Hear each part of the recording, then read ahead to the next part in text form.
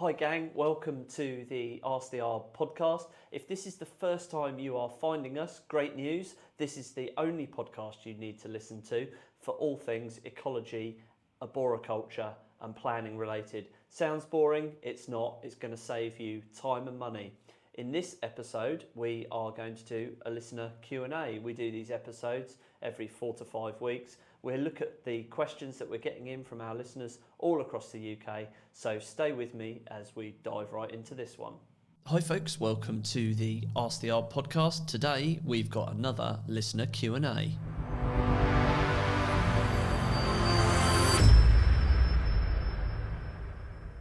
So this is a popular one, gang. Your questions, totally unfiltered. They come in from listeners through all our various channels. So if you've got some questions that you would like us to answer, plop them in the YouTube video description, or you can email them in to support@rover-group.co.uk, and we'll try and read out as many as we can on air. If you have got a specific site-related question, if you can anonymise it as much as possible, just so that we can keep everything working, that would be fantastic. So, before we dig into the questions, we've got our very first feature, which is... Hi folks, it's time for You Couldn't Plan It, the feature where me and my team have scoured the internet for stupid, silly and downright infuriating planning related facts. Let's go. So this is a good one. We have got one here. This actually goes back quite a few years. I remember this cracking off, and I think it started in the early 2000s. This is a article from that wonderful newspaper called The Sun. Do you remember newspapers, those things that we used to pick up on the way to work? This one is called King of the Castle. I built a secret £1 million castle behind a giant wall of hay bales. I nearly got away with it, but for you meddling neighbours. So you might remember this. It was in the papers, but this guy, I don't know what he thought he was going to do, but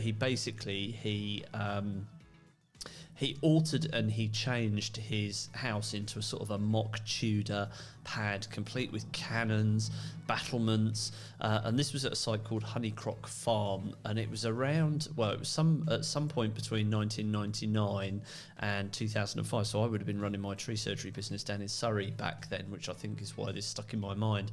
And this is still going. This article here is from the early part of this year, 2025, and yeah, he basically built this behind a wall of hay bales, and there's some imagery. We'll link to the news article.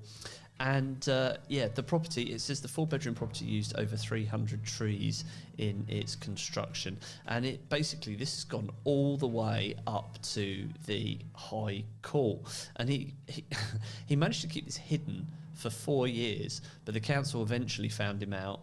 They sent 11 notices to him to rip it down, and this chap, who's now 67, he just totally ignored these orders, and he argued that the house had been sold and it was home to protected bats and newts. So I see what he's done there. He's tried to play the system against itself, and but yeah, he didn't get away with this. So he represented himself, and he said that basically Reigate and Banstead Borough Council was out to destroy his life.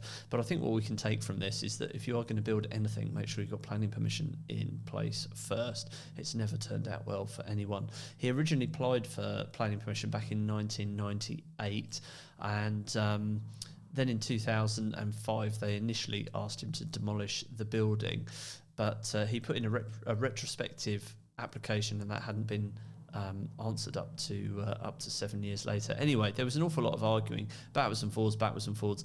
Long story short, the whole thing is going to be demolished, and they were in it for 15 years until it was demolished, and apparently now the only thing remaining are the fireplace and some gates and piles of material. So what an absolute disaster brought upon him through his own, misfortune, really.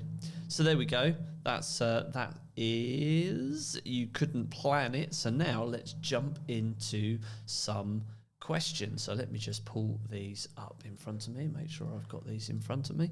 So what have we got here?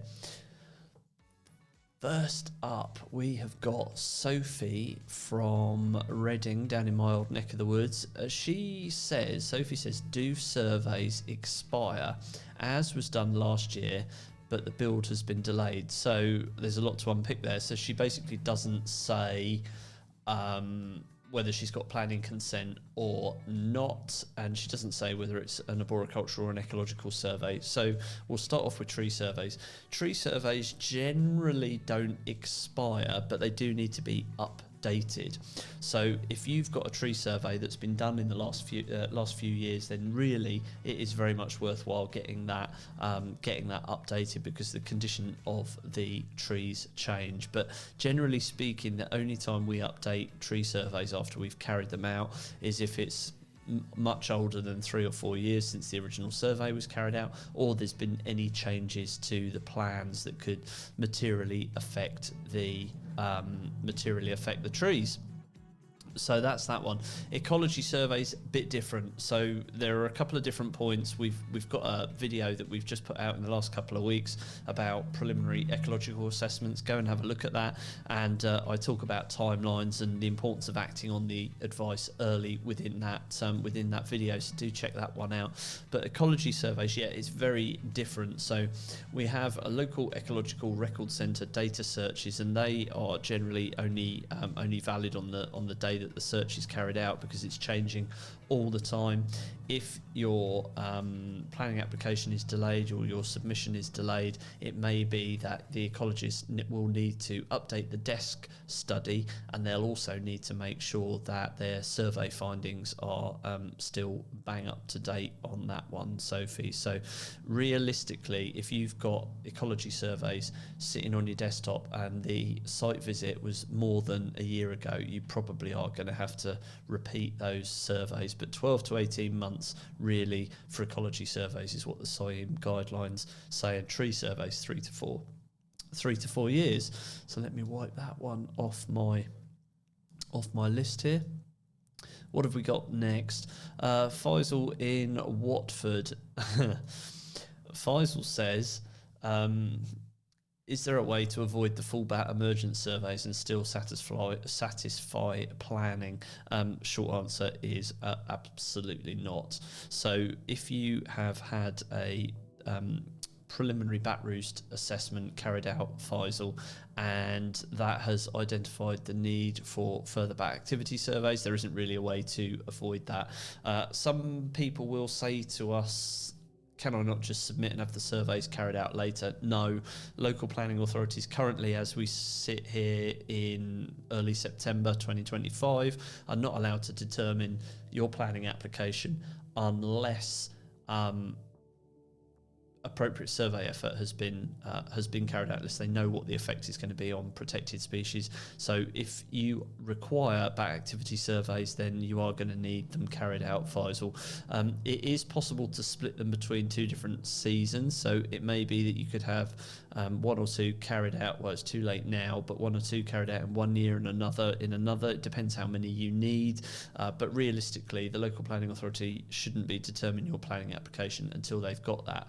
I will caveat that by saying that from a pragmatic point of view, if you've got a very, very simplistic site and your building is low potential and the works don't involve the roof or anything like that, your ecologist may be able to argue that a non-licensed method statement approach is feasible. But I want the listeners to take away from this that if your PRA, preliminary bat roost assessment, says that you need a full suite of bat activity surveys, then really you should be doing that. What have we got next? Let's have a look. Gemma in Brighton, as my terrible jingle music keys in the background. Gemma in Brighton wants to know, can you challenge an ecology objection from the council if you think it's over the top? Yes, and I have done myself, but Gemma, you need to make sure that, how do we phrase this? there needs to be a genuine reason for you to object. It can't be that you just don't agree with their commentary or the outcome. It's really difficult because local planning authority ecologists are massively overworked. They've got a huge workload. It's very, very difficult. They have to give application the detail. They have to give applications the assessment that they deserve to make sure the assessment's been carried out robustly. You've also then got the ecologists who are out on site. They're working long hours. It's a difficult job. They're almost right in the middle of this between the local authority ecologist and you as the customer that's instructed them. So they're trying to do the best by every party, and it's a very, very difficult situation to be in for everyone. So can you challenge an objection from the council if you think it's over the top? Yes, but it's unlikely that objection from the council is going to be based on their it's not going to be personal. It's not going to be a personal opinion. It is going to be grounded in wildlife law, almost certainly. I would caveat all of that by saying I find some of the stuff that's coming back in relation to BNG to be absolute nonsense, and we will push back on that as firmly as we possibly can do. And in a later episode, I think we're recording it today, in a later episode I will talk through a planning application and a BNG situation that we've got at the moment that is just absolutely ridiculous. So we've got a couple more here. Let's have a look. Ed in St Albans says, our site is full of brambles and junk. Surely it can't be ecologically sensitive, can it? Yes, actually, bramble scrub achieves a very high rating in the BNG metric. It can be a bit of a monoculture, but almost certainly it will support ecological receptors of some sort.